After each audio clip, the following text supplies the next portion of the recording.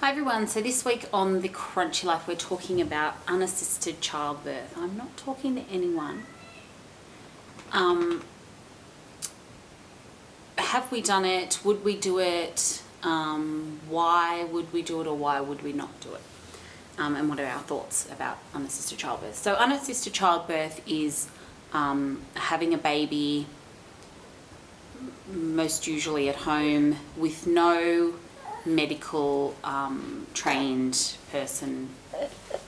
Oh, that's disgusting. Present.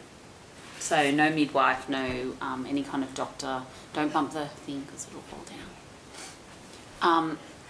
I've not had an unassisted childbirth, an unassisted birth at all. All four of my births have been in a hospital. I found the Joyous Birth website, which is a home birth website in Australia, just after I'd had Matilda, when I finally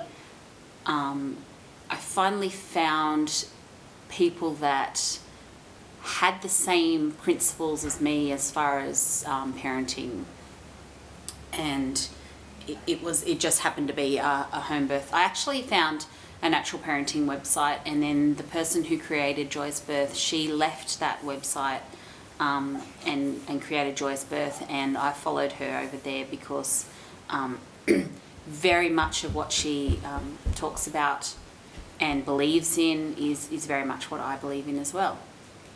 Can you see me in there? So I followed her over, and it was just after Matilda's birth that I finally found some people who believed in the same things as me. And quite a few of the women on the Joyous Birth website have had free births or unassisted births, and there have been complications with some of them, but the majority have been successful, beautiful, just wonderful to see unassisted births.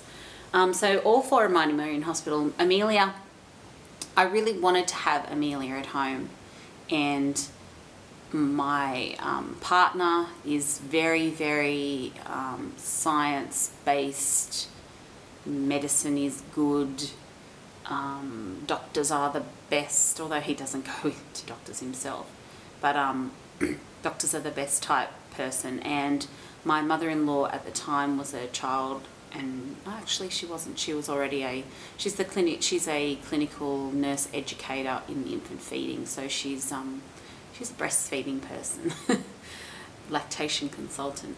So she's very much into the natural ways, but at the same time we lived in her house and she wasn't keen on the idea. So as much as I hated the idea of having to go to hospital again, I really, really, really wanted a home birth for my last. I've had successful minimum intervention births, except for maybe Charlie's, but it was handled very well. So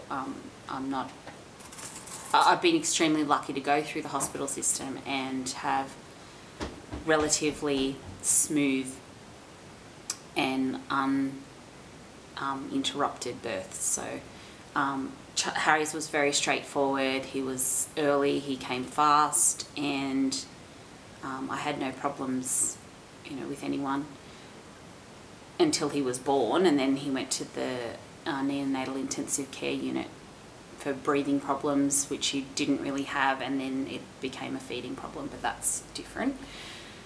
Charlie's was managed. It was managed. I would say it managed, as much as I don't like to think of a birth being managed.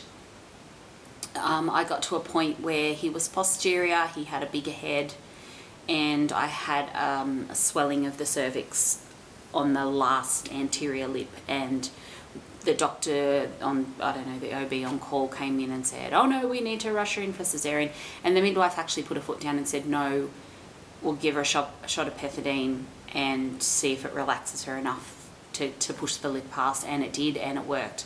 So whilst I believe that that birth was managed, I think it was managed in a good way. And then Matilda came extremely fast, furious, and barely time for anything. So I knew that my fourth birth would be fast. I knew it would be fast. I knew that there would be no issues, and I knew that home birth was what I wanted to do. Unfortunately, I didn't have the support of my partner, and I didn't have the support of my mother-in-law. We live in her house. I have to take that into consideration. So I went to the hospital. I am all for unassisted childbirth. I think I generally think that mothers know and women know if there's something wrong when they're in labour. I think some women couldn't possibly do it. They're not able to deal with the pain, not able to deal with the loss of control that you have sometimes when you're in the moment. I believe that I could have quite easily had Amelia at home unassisted. I had the midwife, I had her in water at the hospital, and the midwife was there, but she didn't touch me. I asked her not to touch me. I asked her not to do any examinations.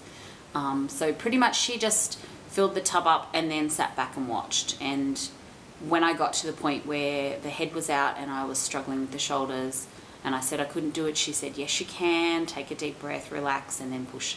And she came out, I lifted her onto my chest, and she didn't touch her until the cord stopped pulsing, and then, you know, that was done.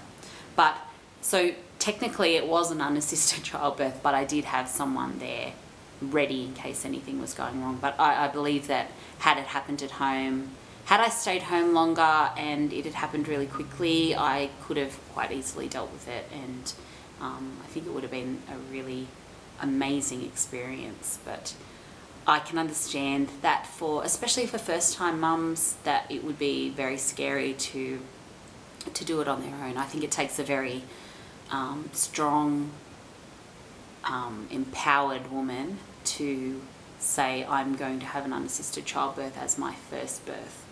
One of the women that I know in Australia, well, I don't know her personally, but I know her through her blog, through Facebook, and through the Joyous Birth website. Very, very strong feminist. She's amazing. Her writing is amazing. Her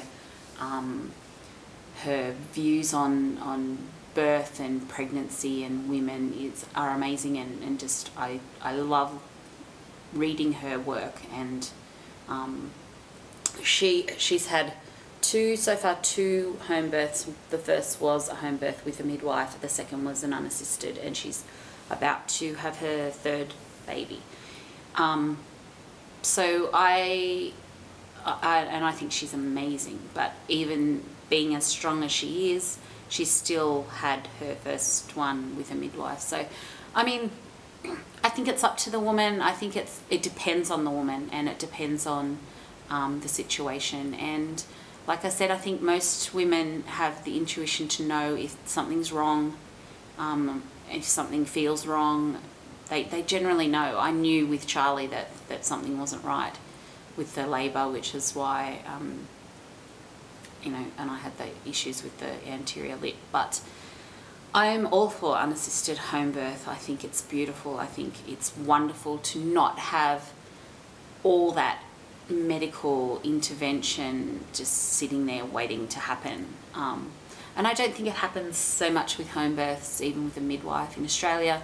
The independent midwives in Australia are generally very, very experienced women and or men, and